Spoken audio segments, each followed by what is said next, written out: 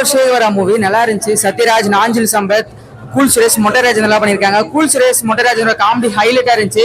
சத்யராஜோட நக்கல், நையாண்டி, கேலி கிண்டல் எல்லாமே அரசாங்கம் என்னென்ன பண்ணுதோ அந்த ஒரு நெகட்டிவிட்டிக்காக போராடுறது, ஒரு மாணவனை எப்படி படிக்க வைக்கணும், மாணவர்களுக்கு உண்டான போராட்டம், மாணவர்கள் எப்படி படிப்புக்குள்ள வரணும், திசை மாதிரி வீட்டுல பெற்றோர்கள் படிக்க வைக்கிற காசெல்லாம் ஏமாத்திட்டு வேற எப்படி போறாங்களோ அதெல்லாம் திருத்தி ஒரு படிப்புக்குள்ள வர்ற மாதிரி ஒரு பசங்களுக்கான நல்ல கான்செப்ட்.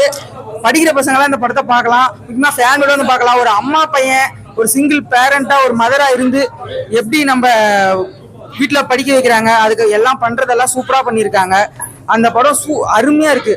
கூல் சுரேஷோட காமெடி, இதுல நாஞ்சி சம்பத்தோட ஒரு பீக்னஸ், ஒரு தலைவரோட இன்டெலிஜென்ட்டை கொண்டு வந்து தலைவர்கள் எப்படியெல்லாம் மாணவர்களை படிக்க வச்சாங்க, கல்விகளை கொண்டு வந்தாங்க, அதுக்குண்டான எல்லா இம்ப்ளிமெண்ட்டும் இதுல நாஞ்சி சம்பத் ரோல் பண்ணியிருக்காரு.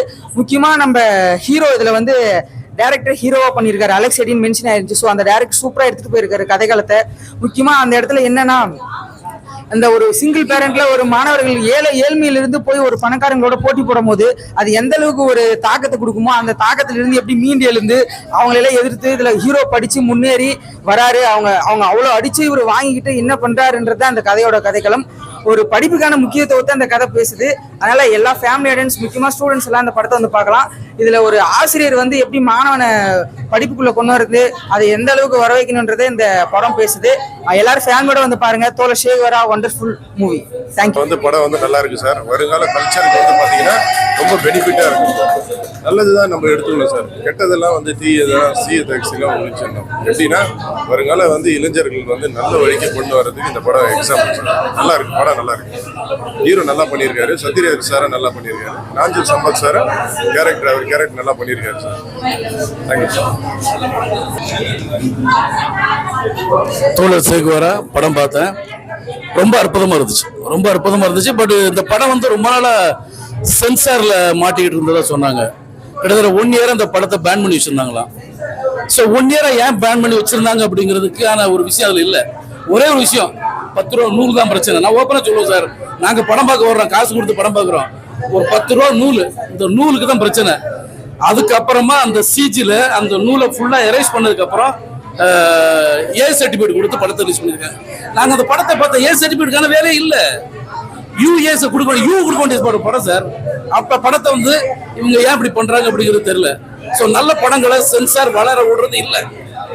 அப்படி பார்த்தா இந்த படத்துக்கு இவங்க யூ சர்டிபிகேட் கொடுத்துருந்தாங்கன்னா எத்தனையோ படங்கள் ரிலீஸ் ஆயிருக்கு. அந்த படங்களுக்கு எல்லாம் யூ சர்டிபிகேட் கொடுத்துருக்காங்க, யூஏ கொடுத்துருக்காங்க. இப்படி பண்ணா எப்படி சார் புது ப்ரொடியூசர்ஸ் எல்லாம் வருவாங்க? எப்படி நல்ல படங்கள் பண்ண முடியும்? அதனால சென்சார் கொஞ்சம் இறக்கம் காட்டி நல்ல படங்களுக்கு அதிகமா கற்றுக் கொடுக்காம இருந்தால் நிறைய கலைஞர்கள் வளருவாங்க, நல்ல கருத்துக்களை சொல்லலாம். தோழர் சேகுவாரா அற்புதமான ஒரு படைப்பு. அடுத்து இந்த படத்துல வந்து வில்லனா நடிச்சிருக்காரு ஒரு ஆளு, ரொம்ப அற்புதமா பண்ணியிருக்காரு. நிச்சயமா அவருக்கு வந்து மிகப்பெரிய லைஃப் இருக்கு.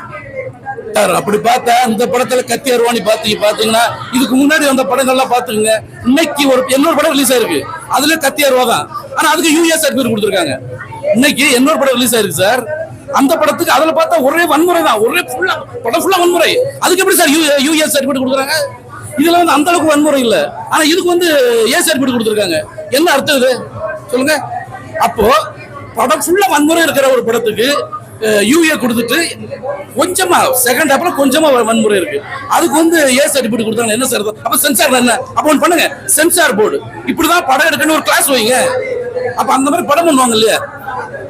நாளைக்கு வளர்ந்து வர டைரக்டர்ஸ் வந்து அந்த மாதிரி படம் பண்ணுவாங்க இல்லையா? ஒரு சென்சார் அந்த சென்சார் போர்டு இந்த மாதிரி இருந்தா நல்ல படங்கள் பண்ண முடியாது, நல்ல கருத்துக்களை சொல்ல முடியாது.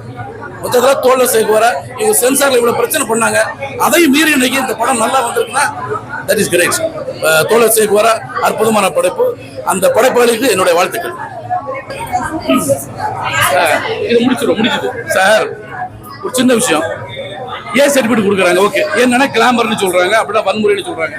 ஸோ அந்த கிளாமர்ங்கிற விஷயத்துக்கு நீங்க வந்து ஏ சர்டிபிகேட் கொடுத்தீங்கன்னா இருக்கிற சேனல்ல எல்லாம் ஒரு சீரியல் ஓடிட்டு இருக்கோம், உபயோகிகள் காண்டம், கோச்சின் ஒரு காண்டம், இதெல்லாம் போடுறாங்க. அப்ப இதுக்கு சென்சார் கிடையாதா? அதுக்கு 10 சென்சார் பண்ணுங்க.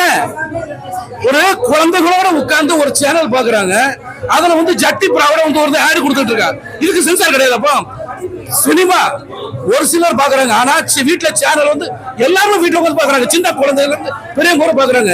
இதுக்கு அப்ப என்ன சென்சார் சார்? நேத்து கூட சேனல் பார்த்தோம் சார், காண்ட விளம்பரம் கொடுக்குறான். அதுக்கு ஒரு பொண்ணு ஜட்டியும் பிராவோட ஆடு கொடுக்குது. அப்ப இதுக்கெல்லாம் சென்சார் கிடையாது. அதை விட அதிகமா நாங்க வந்து இதுல கொடுக்குறோம். அதை விட அதிகமா நாங்க வந்து சினிமாவில் கொடுக்குறாங்க எல்லாரும் கிடையாது. அப்போ இதுக்கு என்ன இந்த சென்சார் என்ன புரியல சார். சென்சார் என்னன்னு புரியல. நான் ஏற்கனவே ஃபங்க்ஷன்ல பேசியிருந்தேன். வீட்டுல இருந்து சென்சார் மெம்பர்ஸ் வந்து கிளம்பும் போது பொண்டாட்டி கிட்ட வந்து சந்தோஷமா கிளம்புனா என்ன தவறுகள் பண்ணாலும் சென்சார் வந்து கை வைக்க மாட்டாங்க. வீட்டுல பொண்டாட்டி வீட்டுல எல்லாத்தையும் சண்டை போட்டு வந்தாங்கன்னா அன்னைக்கு நல்ல கருத்துக்களை சொன்னவரை கட் பண்ணி போடுறாங்க. இதுதான் உண்மை. இதுல எந்த மாற்றம் கிடையாது. ஃபர்ஸ்ட் சேனல்ல வர இந்த கிளாமர் விஷயங்களை ஒரு சென்சார் பண்ணுங்க. சின்ன குழந்தைங்க பாக்குது இல்லையா, படத்துல படிக்கல, படத்துல அந்த மாதிரி வச்சா உடம்பு பண்ணுறீங்க. டிவில அவ்வளவு கிளாமரா வருது, பச்சை கிளாமரா வருது. இது ஃபர்ஸ்ட் குழந்தைங்க பார்த்து கட்டு போகுது இல்ல, அதுக்கு ஃபர்ஸ்ட் ஒரு சென்சார் போடுங்க.